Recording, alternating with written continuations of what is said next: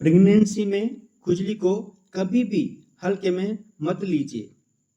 कई महिलाएं इसे सामान्य समझकर नजरअंदाज कर देती हैं, जबकि कुछ मामलों में यह बच्चे के लिए भी जोखिम का संकेत हो सकता है। क्या है बच्चे के लिए जोखिम और प्रेगनेंसी में इचिंग खुजली क्यों होती है? क्या सावधानी रखनी है? इसका कारण क्या है? इसके लक्षण क्या है और इलाज क्या है? पूरा जानेंगे। वीडियो शुरू करने से पहले आप मेरे ज्ञान हेल्थ चैनल को सब्सक्राइब जरूर करें, फॉलो करें, लाइक करें और शेयर करें और घंटी को जरूर दबाएं ताकि जैसे मैं नया वीडियो अपलोड करूं आपके मोबाइल में घंटी बज जाए। क्या प्रेगनेंसी में खुजली सामान्य है या किसी गंभीर बीमारी का संकेत? ये आपको जानना बहुत जरूरी है। प्रेगनेंसी में खुजली क्यों होती है? इसके दो कारण हैं, हार्मोन में बदलाव और त्वचा में परिवर्तन। आप अकेली नहीं हो कि ये आपके साथ ही है, आपके हो रही हैं। लगभग 20% महिलाओं में लगभग खुजली होती है, ये समस्या आती है। आप जो डायग्राम देख रहे हो इसमें देखो, आप ऊपरी जो लेयर है त्वचा है, देखो कैसे वो एक तरह से जैसे बंजर जमीन की तरफ फट रही है। अब क्यों फटती है, उसका रीजन क्या है? जैसे आपका शरीर में जो अंग है उनका आकार बढ़ेगा, जैसे अब्डोमेन का, पेट का आकार बढ़ेगा, थाई का आकार बढ़ेगा, तो त्वचा खिंचाव लेगी तो खुजली होगी और जलन होगा। दूसरा है हार्मोन में बदलाव, लेकिन अधिकतर मामलों में ये सामान्य और सुरक्षित होती हैं। लेकिन अधिक खुजली होने पर डॉक्टर से संपर्क जरूर करें। समय पर देखभाल से आप और आपके बच्चों का स्वास्थ्य ठीक होगा।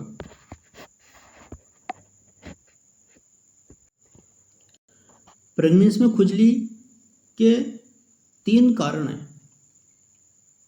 पहला है त्वचा का खींचना, जैसे आकार बढ़ेगा। इसमें स्तन है, अब्डोमेन है, आपका पेट है, गर्भाशय वाली जगह है, आपकी पिंडलियां हैं, आपकी जांग है, आपका हिप्स है।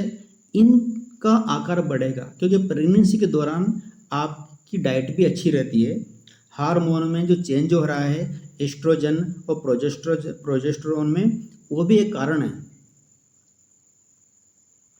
तो इसलिए जब खिंचाव होगा तो त्वचा सूखी सूखी लगेगी।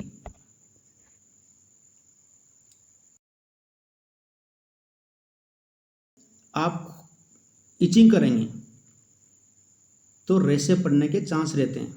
ये देखो, इस पे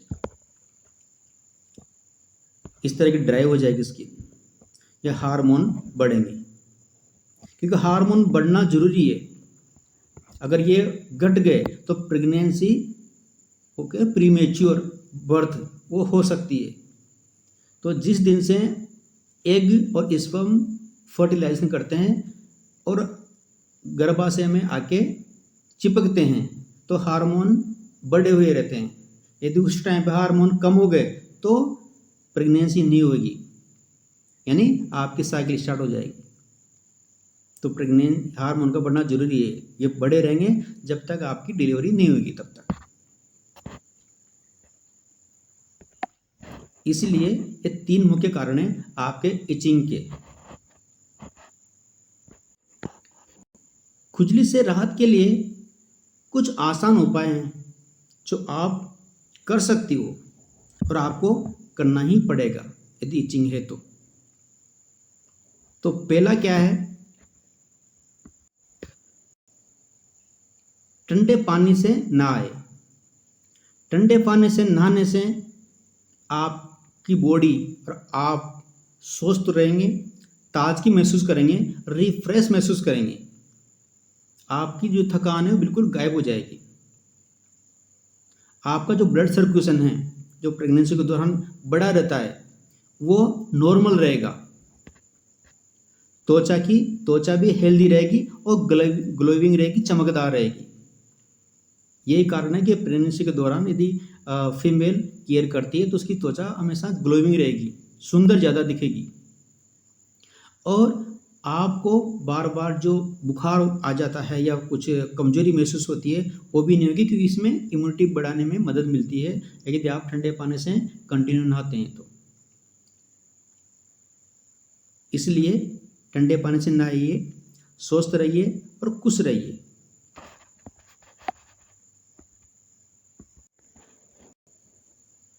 दूसरा, नहाने के जस्ट बाद यानी अंडर गारमेंट पहनने से पहले आप त्वचा को रखें नमी और स्वस्थ।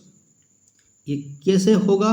ये करेंगे आप मॉइस्चराइजर या नारियल तेल, ये आपको यूज करना है, उसके मालिश करना है नहाने के जस्ट बाद, कपड़े पहनने से पहले।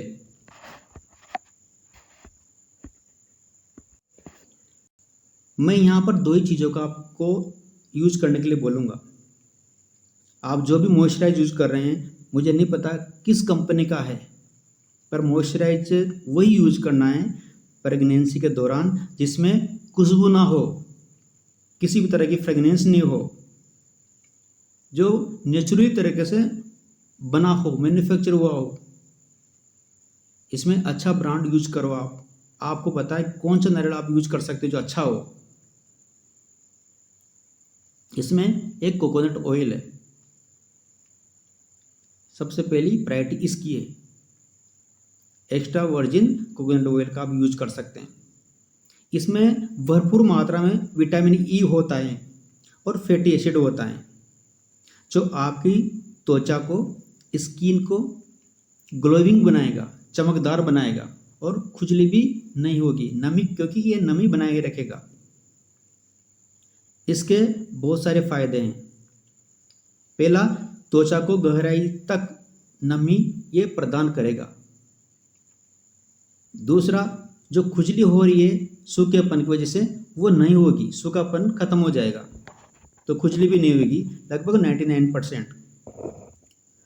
त्वचा को मुलायम और कोमल ये रखेगा। इसमें लगभग न के बराबर स्ट्रेच मार्क्स आने की संभावना है। यदि आप कोकोनट ऑयल यूज करते हो तो स्ट्रेच जो मार्क्स आ गए, जो निशान रह गए आपके गर्भाशय डिलीवरी के बाद, वो नहीं होंगे। और ये प्राकृतिक है, 100% सुरक्षित है। इसको नहाने के बाद, जस्ट नहा के और आप यूज करो पूरी बॉडी में, चेहरे पे सब जगह यूज करना है इसको। उसके बाद में ही आपको अंडर गारमेंट और गारमेंट पहनने हैं। हल्के हाथों से करना है, रगड़ना नहीं ज़्यादा। इसी से क्या है, ये बहुत ज़्यादा ड्राइनेस वाला जो रूखी है संवेदनशील त्वचा है उसके लिए बहुत बहुत अच्छा विकल्प है ये। दूसरा जो आपके पास में विकल्प है वो फिगारो ऑयल है। ये ओलिव ऑयल होता है जैतून का। इसमें भी भरपूर मात्रा में विटामिन ई और एंटीऑक्सीडेंट होता है, जो आपकी त्वचा को ग्लोइंग रखने में, चमकदार रखने में काफ़ी हेल्प करता है और नमी काफ़ी अच्छी रखता है। इसके भी बहुत सारे फायदे हैं। त्वचा को ये पोषण भी देगा नमी के साथ साथ, और ड्राइनेस और जो खुजली होगी वो बहुत हद तक कम कर देगा। त्वचा की इलास्टिसिटी बढ़ेगी। इलास्टिसिटी बोले तो जैसे आपने त्वचा को खींचा और छोड़ते ही वो अपने शेप में चली जाएगी, ये अच्छी रहेगी। पर जिसमें ये कमी रहती है तो त्वचा थोड़ी सी वहाँ पर रुकी रहेगी।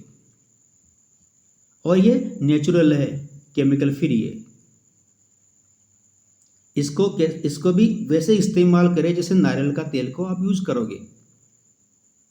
दोनों में से एक ही यूज करना है, दोनों नहीं, एक ही, कोई सा भी एक यूज कर सकते हो आप नहाने के जस्ट बाद।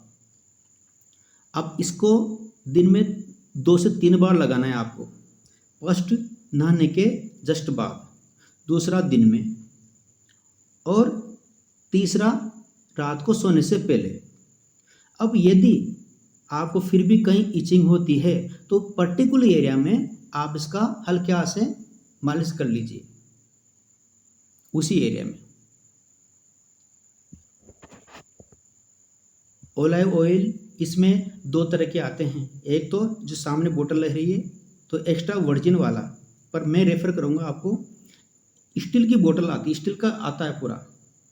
ये महंगा तो आता है पर ये ओरिजिनल मिलेगा आपको और मेड इन जर्मनी है। और एक प्लास्टिक की बोतल में आता है, वो नहीं, ये वाला लेना है जो जार वाला है। ये इसलिए भी आप यूज कर सकते हैं क्योंकि आपके बाद में आप पूरे बॉडी में इसका मालिश करिए। अगर दिन में 2 बार नहीं तो 1 बार तो पूरी बॉडी में मालिश करिए इसी का, फिगारो ऑयल का या कोकोनट ऑयल का। बाद में आफ्टर डिलीवरी के बाद में आपको बच्चे के लिए भी, अभी मैं बता देता हूँ, कोई भी जॉनसन वगैरह है आपको यूज नहीं करना, किसी भी तरह का यूज नहीं करना। या तो कोकोनट ऑयल यूज करना है या फिगारो ऑयल यूज करना है। किसी भी तरह का कॉस्मेटिक अगर कोई डॉक्टर लिखता है तो आप यूज नहीं करना उनको। सभी डॉक्टर एक जैसे नहीं होते, सब कुछ अच्छे भी लिख देते हैं, हो सकता है कोई फिगारो कुछ कोकोनट ऑयल, पर आप अपना दिमाग भी यूज करना है कि मेरे को करना क्या है। इसलिए सबसे बेटर रहेगा कोई पैसा है, क्योंकि फिगारो तो कॉस्टली भी आता है, पर आप अफोर्डेबल कर सकते हो तो फिगारो ले, नहीं तो कोकोनट ऑयल बेस्ट है, अच्छी कंपनी का कोकोनट ऑयल लो। अगर नहीं है तो आप खुद भी बना सकते हो कोकोनट ऑयल। अब आप नहा लिए, ठीक है, और आपने मालिश भी कर ली कोकोनट ऑयल या ओलिव ऑयल।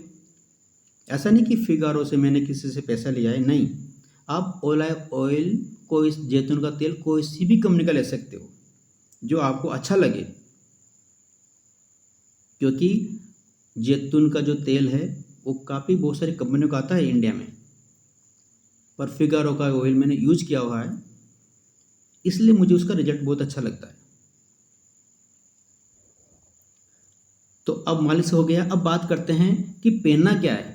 तो आप ढीले और सूती कपड़े पहने, ये आपके लिए बहुत आरामदायक रहेंगे, आपके बच्चे के लिए भी बहुत आरामदायक रहेंगे, सुरक्षित रहेंगे और स्वस्थ रहेंगे।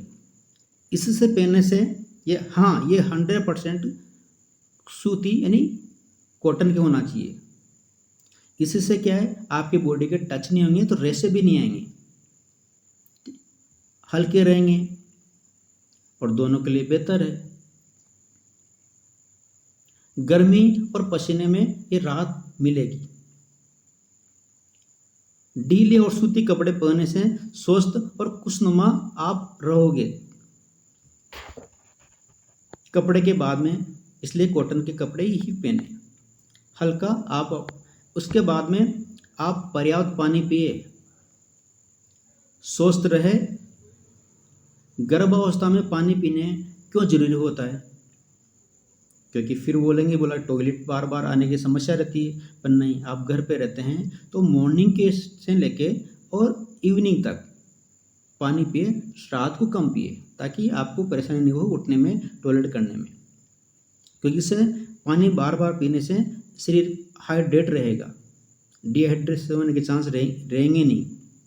और शिशु के विकास में भी बहुत सहायता मिलती है पानी पीने से। खून का जो प्रवाह है वो कंटिन्यू बेहतर रहेगा, तो बीपी का जो चांस है वो भी कम होएगा, क्योंकि जिस टाइम डिलीवरी होती है तो बीपी बढ़ जाती है, तो वो नहीं रहेगा। तो पर्याप्त बॉडी में पानी रहना चाहिए। और जो आपको थकान होती है थोड़ा सा काम करते ही या थोड़ा सा तो आप वो थकान भी होने के चांस कम हो जाएंगे। और आपकी जो एसिडिटी रहेगी प्रेगनेंसी के दौरान, जो कब्जी ज़्यादा रहती है, तो कब्जी भी कम हो जाएगी। अब कितना पानी पीना है, तो कम से कम 8 से 10 गिलास पानी पिए। हाँ, टॉयलेट की समस्या रहेगी तो आप इसको मॉर्निंग से लेके और 3 बजे तक, आफ्टरनून तक आप ज़्यादा पानी पिए, शाम को हल्का खाना खाए और पानी भी कम पिए। तो पर्याप्त पानी स्वस्थ माँ और स्वस्थ की निशानी है। पानी है तो जीवन है, तो पानी पिए और खुश रहे। लास्ट जो पॉइंट है वो है नाखून काटना है आपको। आपको किसी भी तरह की पेशन नहीं अपनानी है ड्यूरिंग प्रेगनेंसी। छोटे रखे, स्वस्थ रखे और स्वस्थ रहे। अब क्यों? क्योंकि जैसे अगर आप खाना बनाते हैं या खाना खाते हैं तो इनमें जो गंदगी है वो आपके अंदर नहीं जाएगी। अंदर नहीं जाएगी तो आपको बीमार होने के चांस बहुत कम होंगे। तो कीटाणु नहीं रहेंगे। हाथों में आप अच्छी तरह सफाई कर सकते हैं। संक्रमण, किसी को छुआ तो नाखून के थ्रू आपके बॉडी में संक्रमण, किसी भी बीमारी का संक्रमण होने के चांस कम हो जाएंगे। दूसरा, सबसे लास्ट, सबसे इम्पोर्टेंट बात, यदि बाई चांस यदि आपने नारियल का तेल भी यूज किया है या ओलिव जैतून का तेल भी यूज किया है, फिर भी किसी पार्ट में, बॉडी के किसी पार्ट में यदि इचिंग होती है, खुजली होती है, तो अगर आप खुजलाओगे तो नाखून नहीं अड़ेंगे, क्योंकि ये जो खुजली होती है मीठी मीठी होती है, जैसे बहुत ज़्यादा अंदर से होती है खुजली, तो वो नाखून के जो रेशे हैं वो नहीं आएंगे। इसलिए नाखून को काट के रखें हमेशा। आपकी बॉडी में प्रेगनेंसी के दौरान खुजली होने के बहुत सारे पार्ट हैं। बाकी मेन पार्ट जो है वो मैंने बता दिया। भाई फिर भी गर्दन है, पीठ है, पेट है, जांघों है, पैर है, कमर है, हाथ है, कंधे। मैं फिर रिपीट कर रहा था इनको, क्यों कर रहा हूँ? क्योंकि जो आने वाला जो पार्ट है, जो स्लाइड है, वो ये वाली है। यदि आपके हाथों में और पैरों में, यानी आपके हाथों में और पैरों में यदि इचिंग ज़्यादा हो रही है, जल रहे हैं या लाल लाल चिकते हो रहे हैं, तो ये सामान्य इचिंग नहीं है। अब आपको सतर्क होना पड़ेगा, आपके लिए भी और आपके बच्चे के लिए भी, क्योंकि हार्मोन बैलेंस से होती है कि बढ़ते हैं हार्मोन, तो ये कारण, ठीक है। बाकी अब इस कारण पे अपन आ गए हैं लीवर वाला। ये लीवर वाला, ये 3 जो कारण हैं ये खतरनाक हो सकते हैं।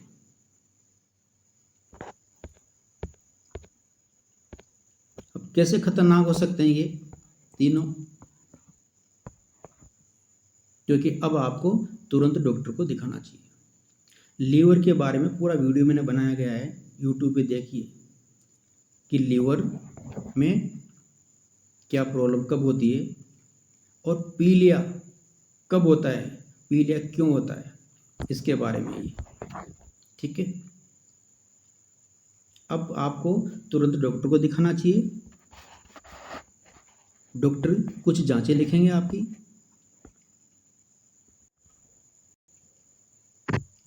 जांचों में ब्लड टेस्ट होगा। ब्लड टेस्ट में 3 कैटेगरी में बांटा गया है मैंने। पहला ब्लड टेस्ट करेंगे, उसमें आपका हीमोग्लोबिन देखा जाएगा, कितना हीमोग्लोबिन आ रहा है आपके। उसके अलावा ब्लड में किसी तरह का कोई संक्रमण तो नहीं है बीमारी का, और आपका प्लेटलेट काउंट कितना आ रहा है, WBC कितनी आ रही है, ये जांचें, ये टेस्ट होगा आपका ब्लड का। दूसरा भी ब्लड का होगा, पर वो उसमें देखा जाएगा लीवर फंक्शन के बारे में, तो लीवर फंक्शन टेस्ट होगा LFT। इसमें ये देखा जाएगा कि आपका बिलीरुबिन है वो कितना आ रहा है, SGOT, SGPT कितना आ रहा है, ALP और GGT कितना आ रहा है, प्रोटीन और एल्बुमिनिया कितना आ रहा है, ये चीज़ देखा जाएगा। उसके बाद में जो तीसरा है वो बाइल टेस्ट, ये करेंगे।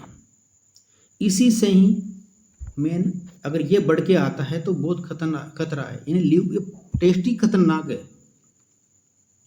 इसका आप पे और आपके बच्चे पे फर्क पड़ेगा।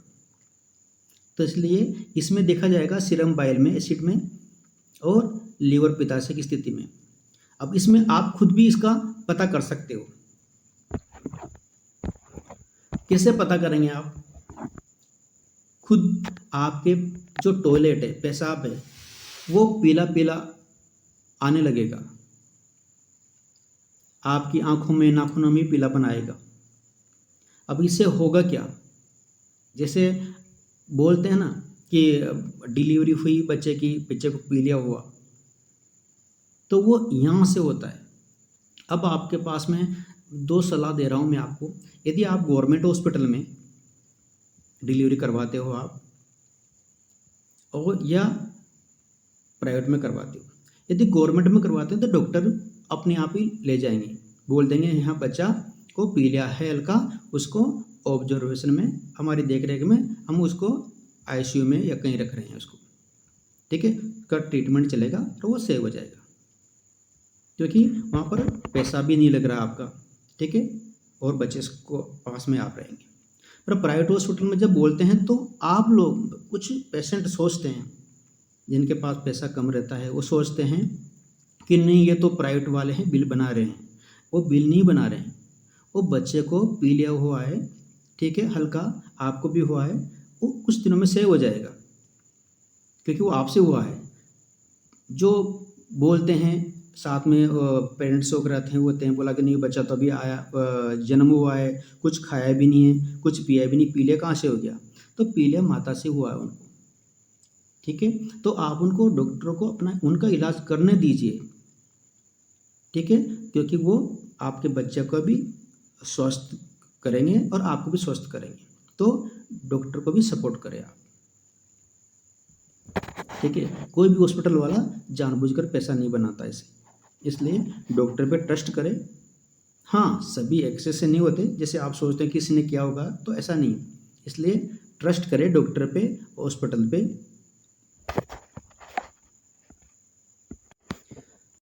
अब अंत में मैं यही कहूँगा कि स्वस्थ माँ, स्वस्थ शिशु और कुशल परिवार, सही जानकारी, सही देखभाल, स्वस्थ जीवन की शुरुआत। वीडियो अच्छा लगा हो आपको तो मेरे ज्ञान हेल्थ चैनल को सब्सक्राइब जरूर करें और घंटी को जरूर दबाएं, ताकि वीडियो अपलोड करते ही आपकी घंटी बज जाए। धन्यवाद। जय हिंद, जय भारत। थैंक यू वीडियो देखने के लिए। मिलते हैं नेक्स्ट वीडियो में कोई नया टॉपिक के साथ में। हाँ, इसमें यदि आपको कोई भी क्वेरी करनी है तो आप मुझे कमेंट ज़रूर करिए और वीडियो को आपके दोस्तों को शेयर ज़रूर करिए, ठीक है। तो फिर मैं रिपीट करता हूँ, सही पोषण, नियमित व्यायाम, समय पर जांच, पर्याप्त पानी, तनाव मुक्त। हाँ, यदि आपको स्कार्स हो गए हैं प्रेगनेंसी डिलीवरी के बाद, तो कैसे मिटाना है ये मैं बताऊंगा आपको, मुझे कमेंट करके भेजिए। धन्यवाद।